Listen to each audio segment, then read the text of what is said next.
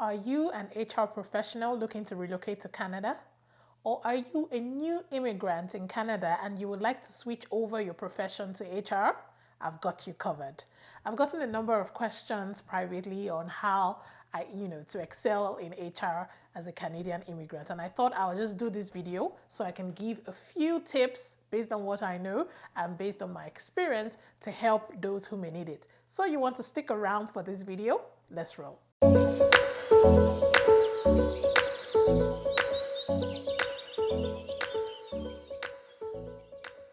Hey guys, welcome back to my channel. My name is Faith. I'm an HR professional and a Nigerian immigrant based in Toronto, Canada. I'm super excited to have you here. If this is your first time, please make sure you use the subscribe button below and also click on the notification button so when I post a new video, you will be the first to know. Of course, to my returning viewers, always a pleasure having you around. On today's video, I am going to be talking about the HR profession in Canada, and I'm going to be giving you a few tips and a few things that you need to know about practicing HR in Canada. Now let's talk about getting an HR education. If you are an experienced hire or a fresh graduate who is looking to relocate, or you have just relocated to Canada, my advice is that you look into getting an HR education because it helps to increase your chances of getting a job. In my video, How to Land a Job in Canada, I'll just link it up here. There, I talked about, the different routes you can take to getting an HR education in Canada. I talked about the masters, and I also talked about, some postgraduate courses that you can take with some universities or colleges. Now, like I said in that video as well, if you can afford it, you can go for a master's head-on. But you can decide to go the other route, which is the postgraduate certificate. And typically, what I see with people is that people prefer to go for the postgraduate certificate than the master's for obvious reasons. One, it is more affordable. Two, it's shorter most of the time. So if you want to hit the job market as quickly as possible, you might want to just go that route and grab your certificate as soon as you can. Three, you are also able to work while you're doing some of those courses because some of those courses have a part-time, they have the part-time programs. They also have like the online programs as well. So you can decide, whatever works for you depending on what point you are in your life. So you can be making money as well as schooling. Now, the final point is that you are using one stone to kill two birds because not only are you getting a good foundation of practicing HR in Canada, because trust me, it is different. Practicing HR in Canada, you are also getting the foundational courses that you require for the HR certifications, which is what we'll talk about shortly. To be able to compete favorably in the job market here in Canada, you would need to get some HR certifications. Now, there are a number of them out there. Some are specific to job roles.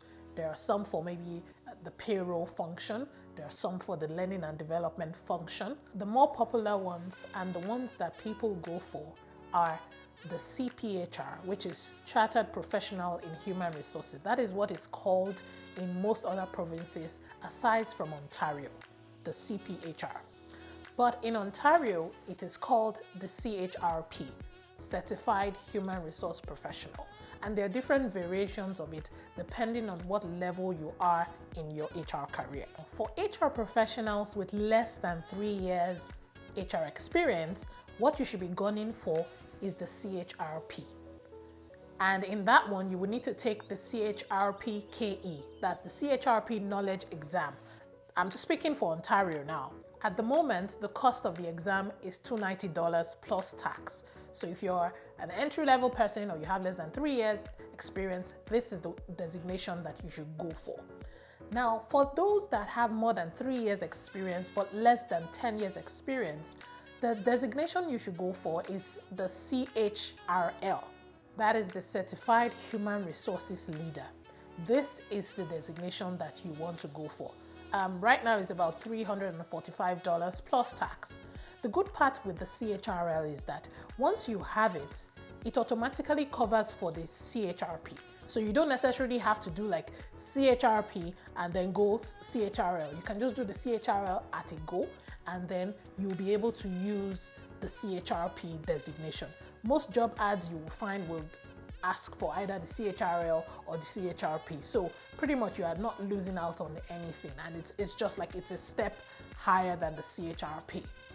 Now, for those that have more than 10 years experience and those that have been in like senior executive HR roles, what you will be gunning for is the CHRE. Now, this is a different sort of certification because you don't necessarily have to write an exam. You just have to put your application forth, and then a committee will review your application. Of course, there are a number of documentations that they will ask for. There are a number of things that you would need to back up your application, and then when they review it, they would give you this designation. This is definitely for people who have been in senior management roles. For all of these HR certifications, I'm going to link them in the description box down below so that you can have a look at them at your leisure, look at the schedules for the year, look at the other requirements that you need in order to take these exams. Know that these exams are not very easy from what I've heard, but obviously there are things that you need in order to excel in HR in Canada. So before you relocate, you want to do your research and check out the province that you're coming into so that you'll be able to see what is applicable there, and then you can start making plans towards it. For folks that are coming to Ontario, there are schools like Humber College, Seneca College, Sheridan College that offer some of the prerequisite courses for this HR designations. So you want to just look them up already. I'm going to be linking in the description box so you can check if your school or the course that you're going to take is accredited such that you will be able to take the knowledge exams for the CHRP or the CHRL designations. If you have other HR certifications which are not from Canada, maybe the US, you also want to check if you are going to be able to get some exemptions from some of the courses, or maybe you might even get the full points for the coursework that will qualify you to write in the knowledge exams for the CHRP or the CHRL. I'm going to be linking in the description box a document where you can see what some of the non-Canadian HR certifications translate into. For folks that are going to do a master's program, like I said, the master's program is great and all, but hey, you also want to be sure that that master's program you're going for already covers the courses that are prerequisites to getting the CHRP or the CHRL designation. There's no point doing a master's program and then you have to now go from scratch again to do some of these prerequisite courses. If your master's program can already give you, say, 70% of the prerequisite courses that you would need, that's okay. If all you need to do is go to maybe Sheridan College, for example, to take 1 or 2 courses to make up your points, then that's okay. So this is something that you want to check before deciding on a university to take your master's program. Now let's talk about applying for HR jobs. Once you get enrolled in either maybe the master's program or the graduate certificate program, immediately put that on your resume and write in view, CHRP or the CHRL, depending on what you're going to get in the end. Already put that in your resume because that helps to increase your chances. When a recruiter sees your resume, they can automatically identify some universities here in Canada, and that's much better because most of your experience or most of your education is from outside of Canada. So when they see maybe a Seneca College on your resume, it kind of gives the sense that you are from here. So once you're enrolled, please already put it in your resume and just put in bracket in view.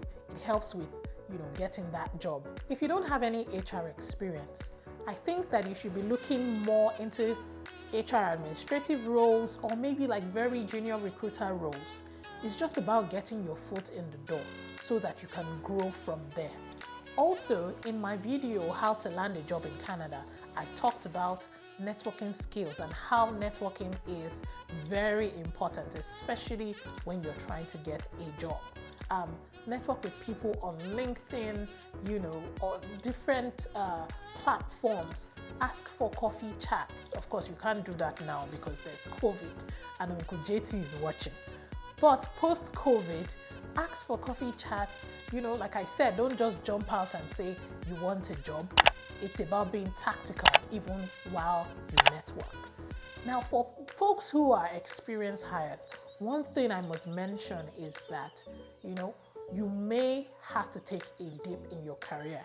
Now, this is not to say that you cannot get a job that is at par with your level of experience from your home country, but just have it at the back of your mind that because you are new to the Canadian workspace, you might have to take a dip in your career. If maybe you were already an HRBP back in your home country, you may have to take maybe an HR coordinator role, which is more junior to, of course, an HRBP role. So that's something that you need to have at the back of your mind. So when you're applying for jobs, don't feel bad, when you don't get calls for an HRBP role. Also be open to taking some roles that are a step below the level that you're currently at. It's just a reality that you may have to accept, but like I said, it doesn't happen to everyone, but it is something that you need to just have at the back of your mind even as you apply for HR roles. Finally, HR is a very interesting profession, but you would only excel if it is something that you're passionate about. If it's not passion that is driving you, then maybe you should consider another profession. But if you're passionate about it, you will definitely do well. But now, as an HR immigrant in Canada, just keep applying for jobs, keep doing the right thing. But sometimes because you need to survive, right? You need to make money. And if that HR job is not coming, you may have to look into getting another job just to survive. That's okay. You may need to get a customer service role for the time being just so that you can survive. Yes, you are taking a detour from your profession, but in the end, you just have to be making plans to work your way back into HR. And of course, those are some of the things I mentioned, like getting an HR education or getting HR certifications, because those are the things that would help you in finding your way back into human resources.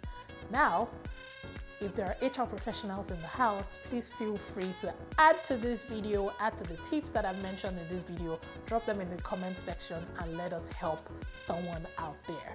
If you like this video, please leave me a thumbs up. And for those who are watching for the first time, please subscribe to my channel. In usual fashion, I'll see you on my next video.